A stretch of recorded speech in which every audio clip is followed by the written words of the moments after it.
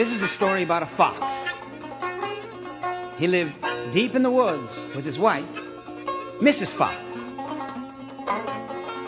And one year, early in the spring, they had 10 little baby foxes. That's a lot of hungry mouths to feed. So every night, that fox would go out hunting.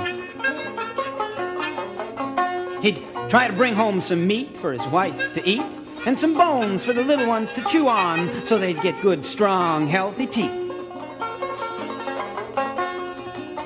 But you know, it was very cold that spring, and the fox was having a lot of trouble finding enough food to feed his family with in the forest. And one night, he realized it'd been 2 whole weeks since he'd found anything worthwhile to bring home. So, as reluctant as he was to do so, he figured maybe he'd better head on down to town where the people lived. Maybe he'd find something good to eat there. So the fox set out on a chilly night. He prayed for the moon to give him light. He'd many a mile to go that night before he would reach the town, oh, the town, oh, the town, oh. He had many a mile to go that night before he would reach the town, oh. And he ran till he came to the edge of town, and then he stuck his nose up in the air and he sniffed. And he thought he smelled something good. He ran till he came to a great big pen. The ducks and the geese, they were put therein. He said, "A couple of you are gonna grease my chin before I leave this town, oh, town, oh, town, oh. A couple of you are gonna grease my chin before I leave this town, oh." And then he grabbed the gray goose by the neck, swung her little ones over his back, and he didn't even mind their quack, quack, quack, and their legs all dangling down, oh, down, oh, down, oh. No, he didn't even mind their quack, quack, quack, and their legs all dangling down, oh. But you know, he made such a racket, he woke up everyone in the house. And old Mother Whittle-Waddle jumped out of bed. Out of the window she shoved her head. She cried, "John, John, the gray goose is gone. The fox is on the town, oh, town, oh, town, oh. Oh, John, the gray goose is gone. The fox is on the town, oh." So old John, he ran to the top of the hill and blew on his horn both loud and shrill. That fox said, "I better flee with my kill. They'll soon be on my trail, oh, trail, oh, trail, oh." The fox said, "I better flee with my kill. They'll soon be on my trail, oh." And away he ran.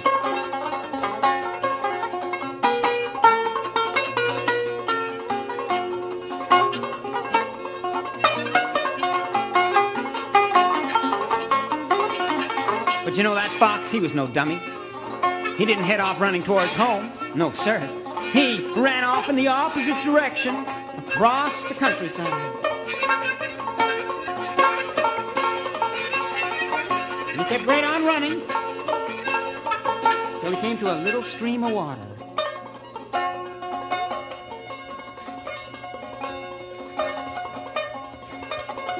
And when he got there, he just jumped into the water and lay down till he was all covered up and only his nose was sticking out so he could breathe. And then he just waited. And he listened. And way off in the distance, he could hear old John blowing his horn, calling out his dogs. And it sounded like this.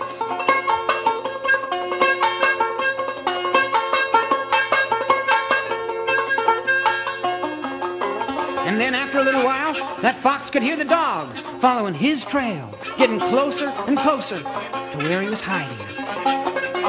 And at the front of the pack, there was a great big, huge lead dog that went woof, woof, woof, woof, woof, woof, woof, woof, woof, woof. a big, big bunch of medium-sized hounds going, oh, oh, oh, oh, oh, oh. And bringing up the rear were two itty-bitty little puppies out for their first hunt.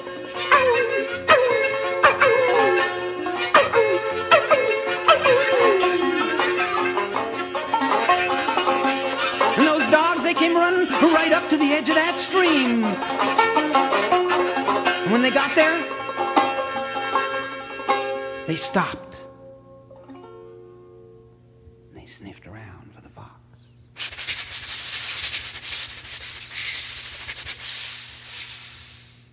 And they couldn't see him, and they couldn't smell him anywhere.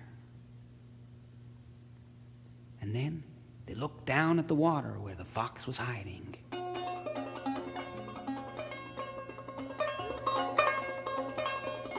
And as the dogs watched that stream of water rushing past, they thought, boy, that sure looks cold. And they didn't want to get their feet wet, so they just jumped over the stream and went running off into the distance, looking for the fox. And he just lay there in the water, listening. When the last of the little dogs was gone in the distance, the fox just jumped out of the stream and ran all the way home. He ran till he came to his cozy den. There were his little ones, 8, 9, and 10. And they said, "Oh, Daddy, let's go back again. It looks like a mighty fine town, oh, town, oh, town, oh. Oh, Daddy, can we all go back again? It looks like a mighty fine town, oh." And that fox said, "Not tonight. I just finished out foxing all them dogs. Let's go inside and have some dinner." So the fox and his wife, without any strife, cut up that goose with a fork and a knife. And they never had such a supper in their life. And the little ones chewed on the bones, oh, bones, oh, bones, oh. They never had such a supper in their life. And the little ones chewed on the bones, oh.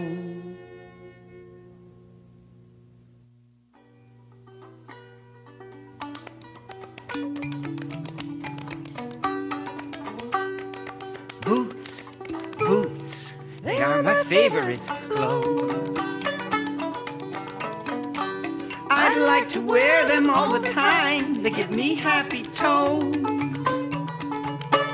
Their inside part is made of fur. Their outside's made of leather. But Mother says I only ought to wear them in bad weather. Boots, boots, I love to wear my pair. But I can't wear them in the house, it never seems quite fair. I promised I would wipe my feet when I come through the door. But Mother says the leather heels put scratches on her floor. Boots, boots, I like mine full of feet. But I'm not allowed to keep them on when I come in to eat. And once I tried to wear my boots when I went to bed. But Mother made me take them off and wear bare feet instead. Yes, she made me expose my toes. And my toesies was cold. Yes, they were.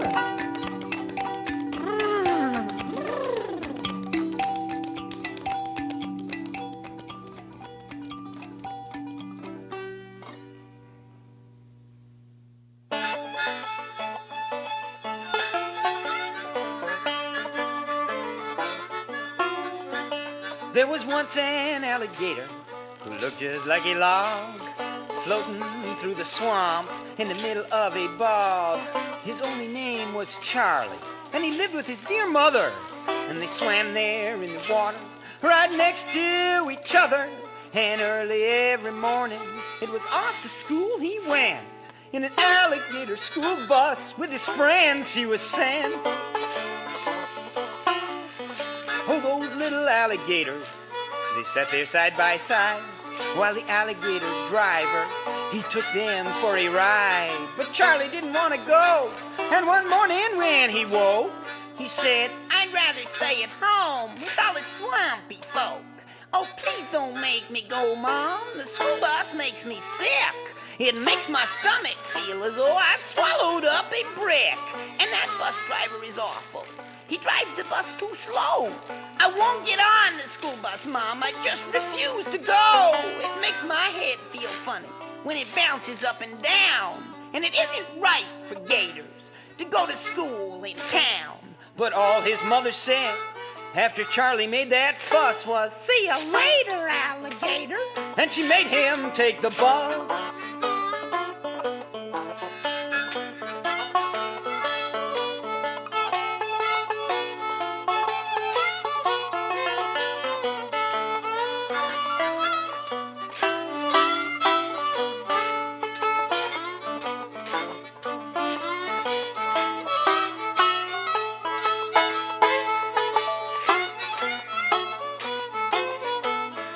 Yes, his mother made him take the bus, like good alligators do.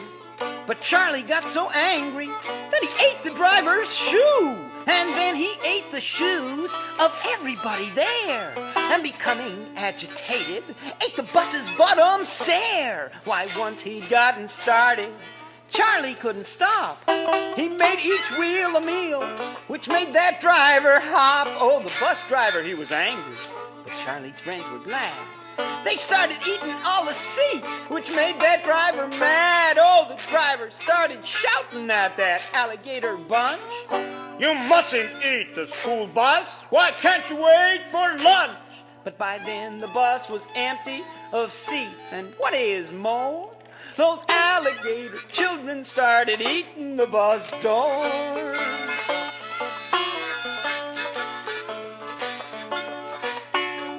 And then they ate the windows and the floor and the ceiling too. That driver, he was upset. He didn't know what to do.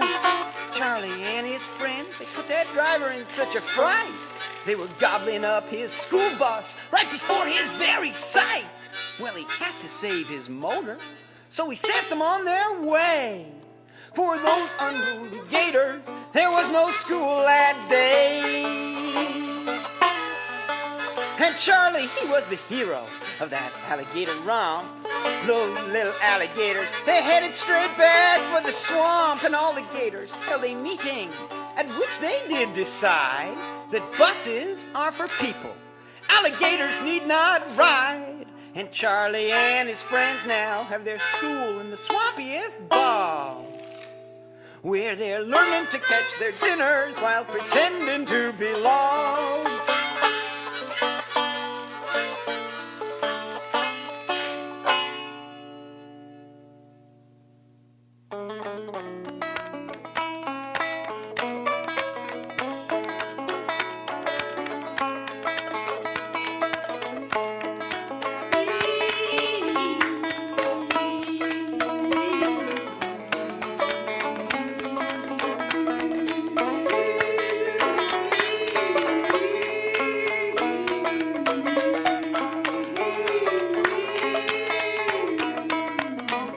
Guabi guabi gujang lentung yan, ishaling kamben, the tree and tan. Guabi guabi gujang lentung yan, ishaling kamben, the tree and tan. Nijang ting lama bands, izuiji le banana. Nijang ting lama bands, izuiji le banana.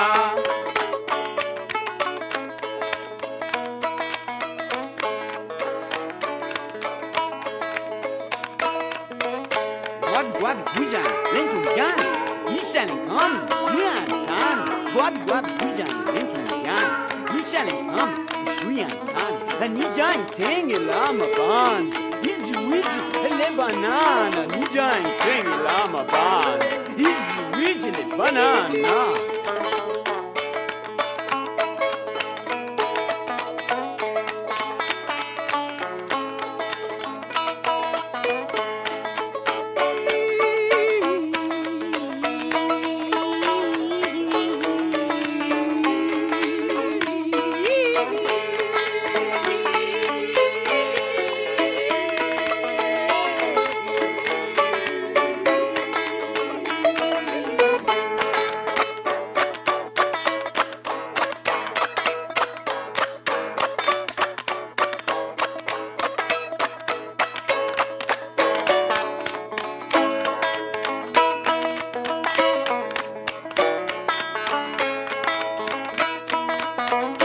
Guabi Guabi Gujang ile dumyan, ichane kamen shuyantan. Guabi Guabi Gujang ile dumyan, ichane kamen shuyantan. Nijang tengi lama band, easy wiji le banana. Nijang tengi lama band, easy wiji le banana.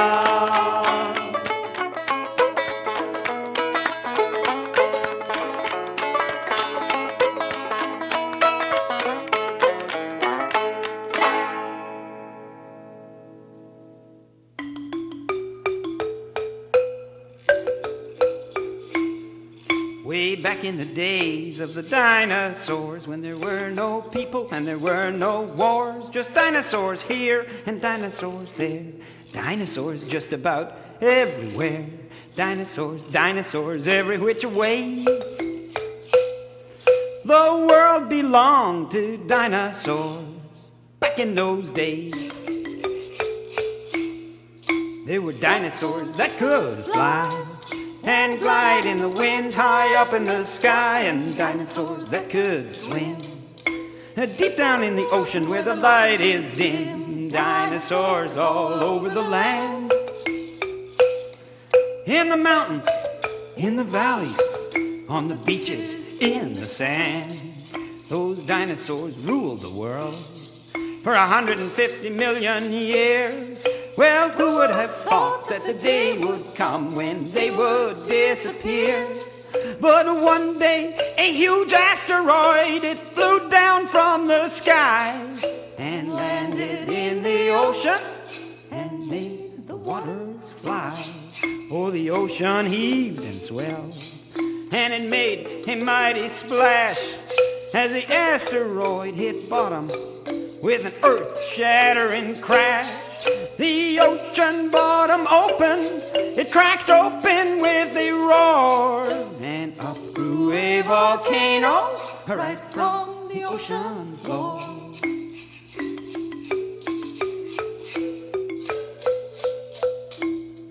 Great clouds of ash came pouring out, filling up the sky.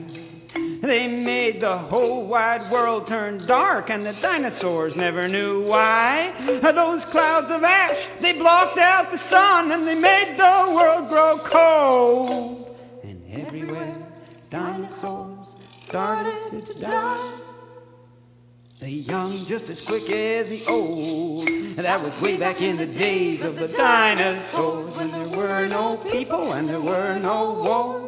Just dinosaurs here and dinosaurs there, dinosaurs dying everywhere, dinosaurs dying every which way. The world lost all its dinosaurs back in those days.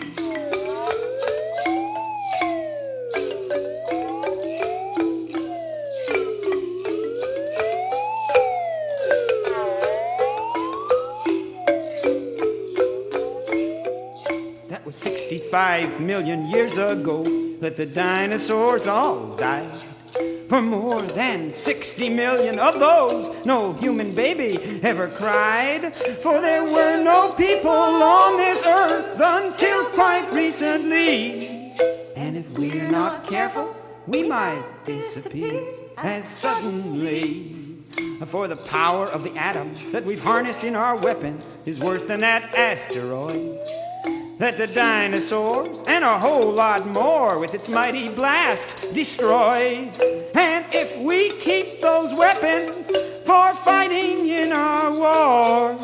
Then the day will come when we will go the way of the dinosaurs. Way back in the days of the dinosaurs, when there were no people and there were no wars. There were dinosaurs there and dinosaurs here. Who would have thought that they'd all disappear? Who would have thought they would all fade away? Their world belongs to us now. Let's keep it that way.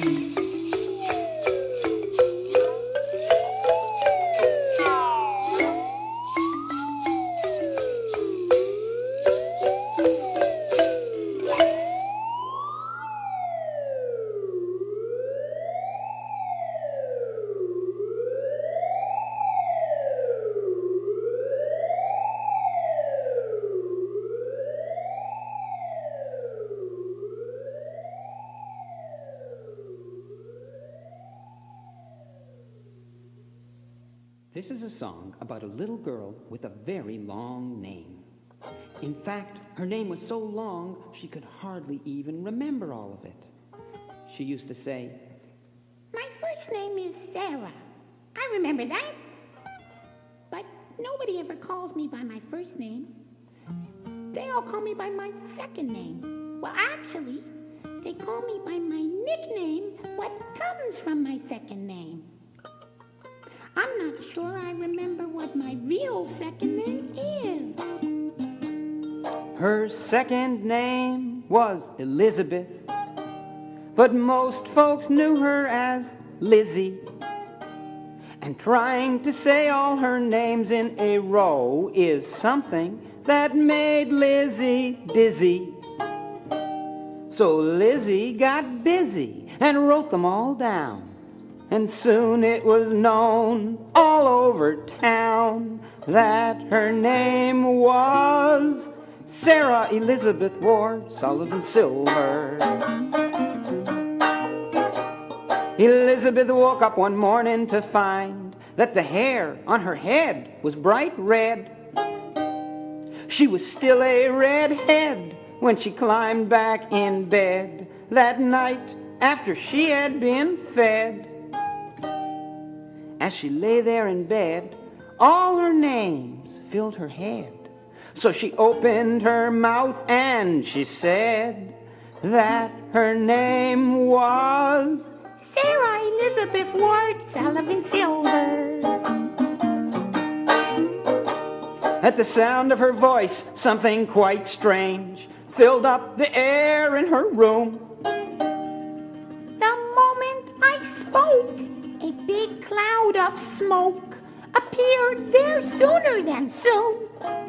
It seemed like a joke till the smoke cleared away, and there stood a dragon who leaned down to say that its name was Sarah Elizabeth Ward Sullivan Silver.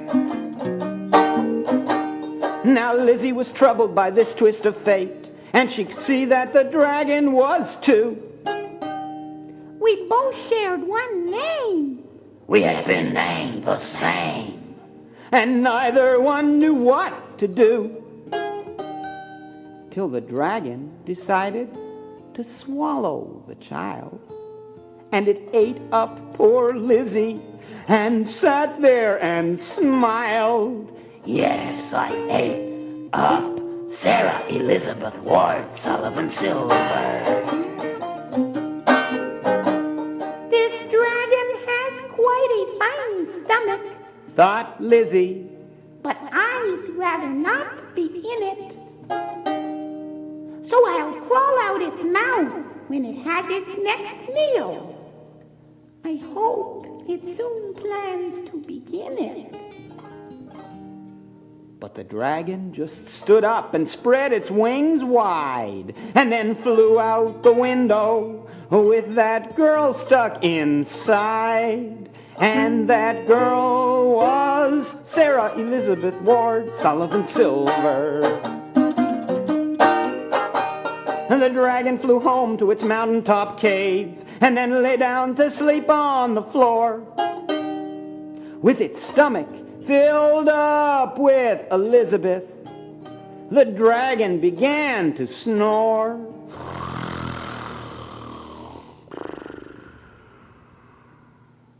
The snoring was boring and hard on my ear.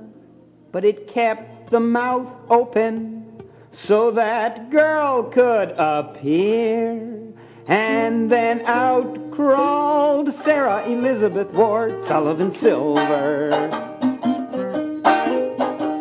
The girl Elizabeth looked at the dragon, who bore the same name as she.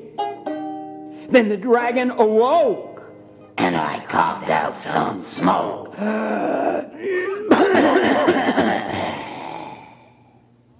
So Elizabeth offered it tea. Then she said to the dragon, Now listen, my friend. There's no reason to eat me. I don't mean to offend. Can't we both be Sarah Elizabeth Ward Sullivan Silver?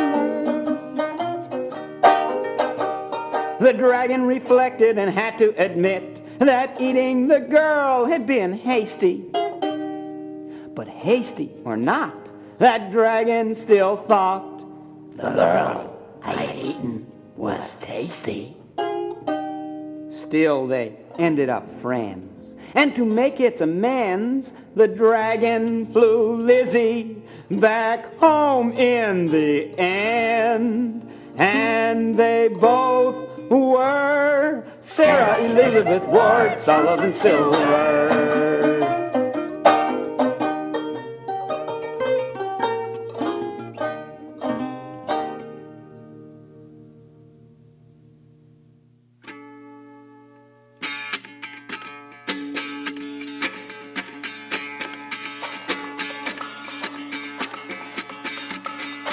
There's a tadpole in this puddle. I wonder how it will grow up to lose its tail, grow big feet and little hands.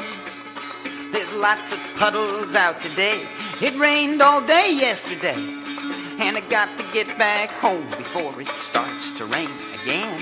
Oh, I got to get back home before dark.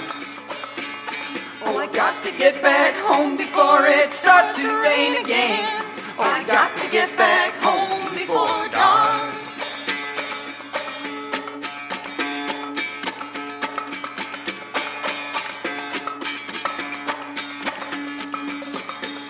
I've been slipping down the sidewalk, wondering how I will get home, past the big dog in the neighbor's yard.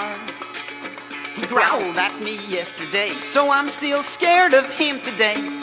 But I got to get back home before it starts to rain again. Oh, I got to get back home before dark. Oh, I got to get back home before it starts to rain again. I got to get back home before dark.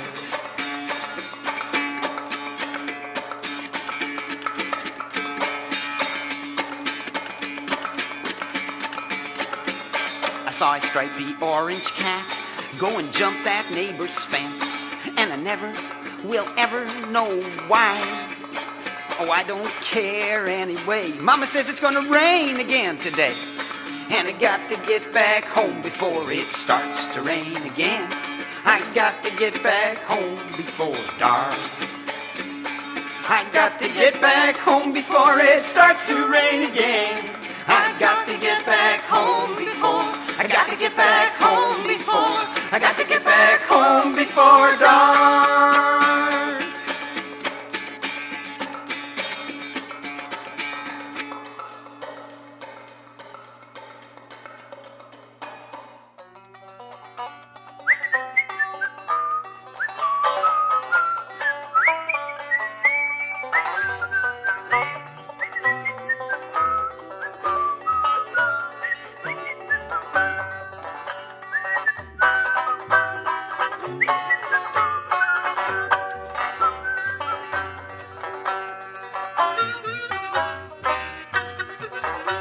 Now nobody really knows how, and nobody really knows why.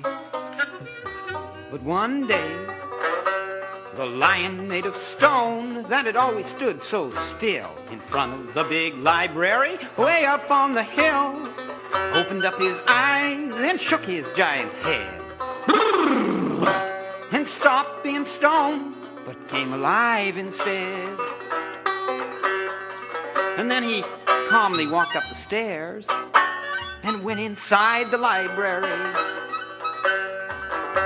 Oh, the people there were quite surprised and also very terrified. They thought he would roar a terrible roar that would rattle the windows and shake up the floor. They thought he would chase them to eat them at night. They thought he would swallow them whole with one bite. But that's not what he did at all. Instead, he walked over to a quiet corner and found himself a good book. And then he sat down and began to read and read and read. Well, the people there were still surprised, but they were no longer terrified. And soon all the children that had come there for books started giving that lion such curious looks. He just smiled and let them climb up onto his back so they could reach the best books on the very top rack.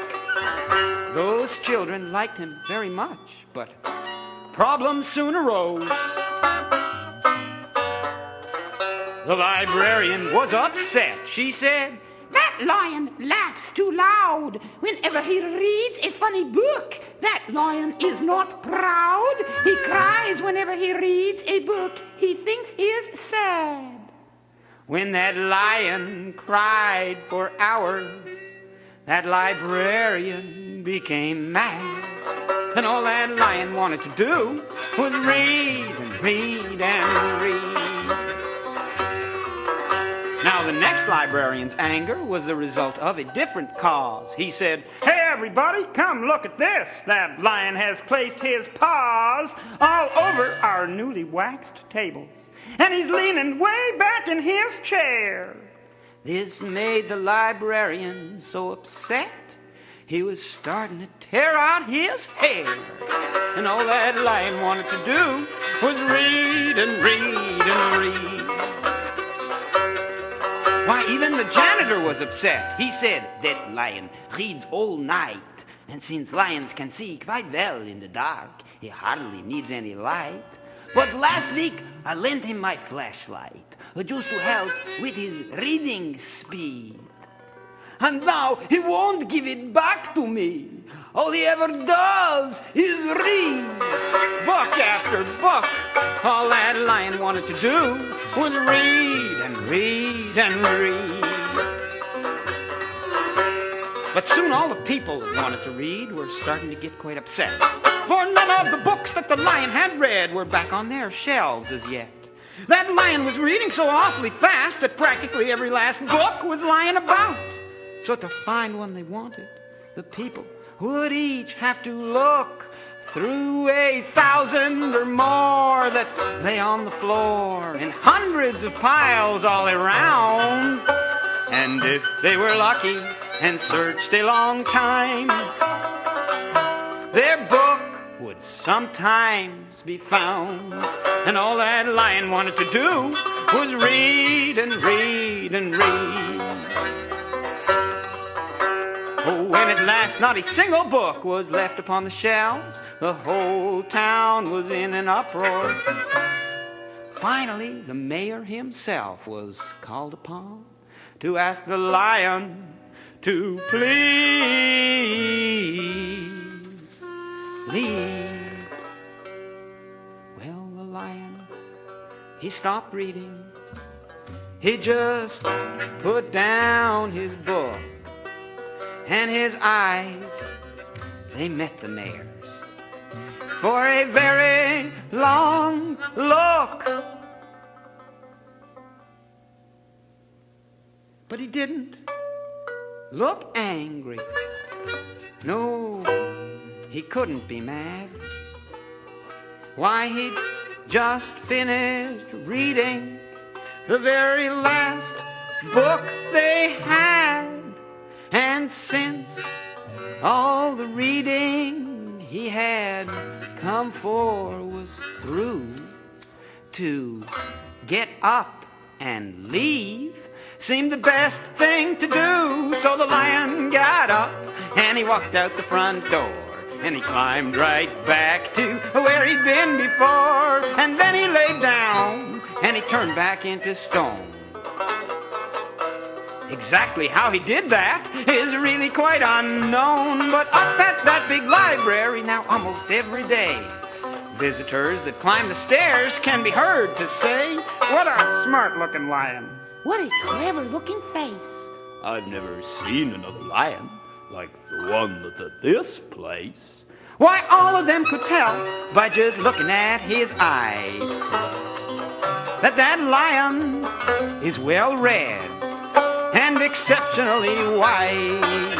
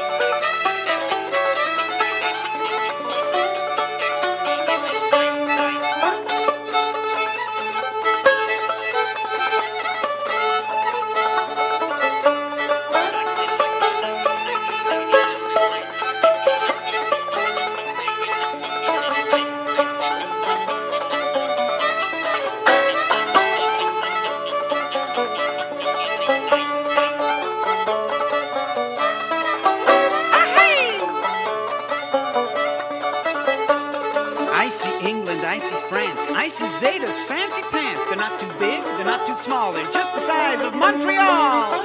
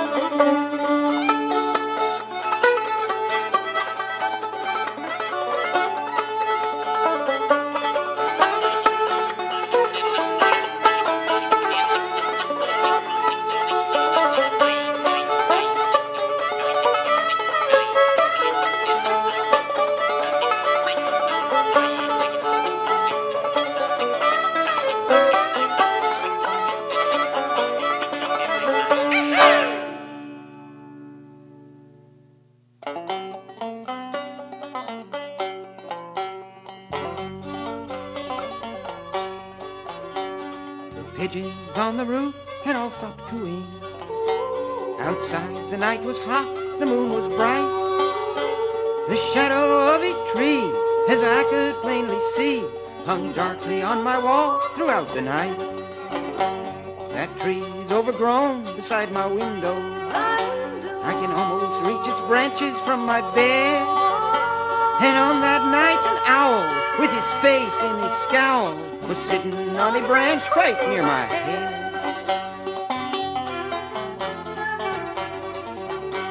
I drew my breath in sharply when I saw him. He stared into my eyes and then he blinked, trying not to seem afraid. As I lay there in the shade, I fixed him in my gaze and then I winked. He seemed to take that wink to be a signal, and with a gentle hop he left the tree, landing on my window ledge and sitting there upon its edge. He shook his head and then winked back at me.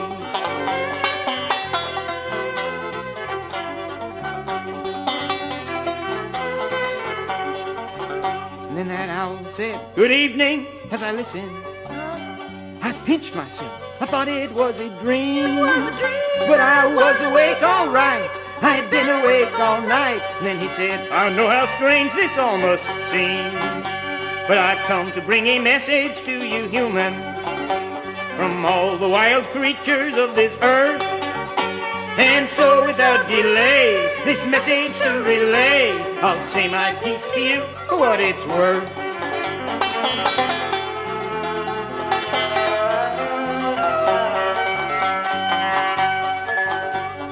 Once this world belonged to all its wild things, who lived on land or sea or in the air. Whether large or small, there was room here for us all, till man began to move in everywhere.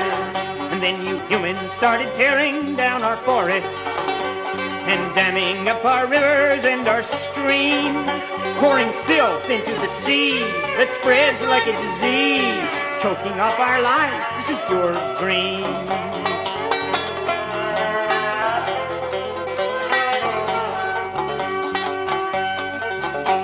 And now the air we breathe is filled with poison that your factories and cars spew out each day. With every passing year, more of us disappear. You kill us off because we're in your way.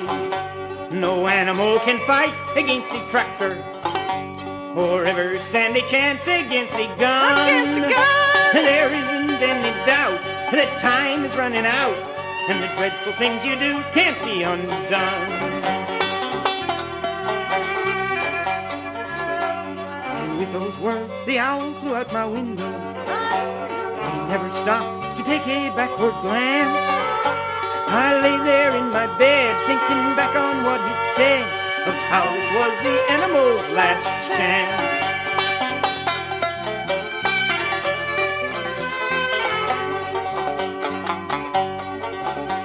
The moon went down as I lay lost in thought. The sun rose like an eagle on the wing. The night had passed away, and with the dawning day, the birds upon my roof began to sing.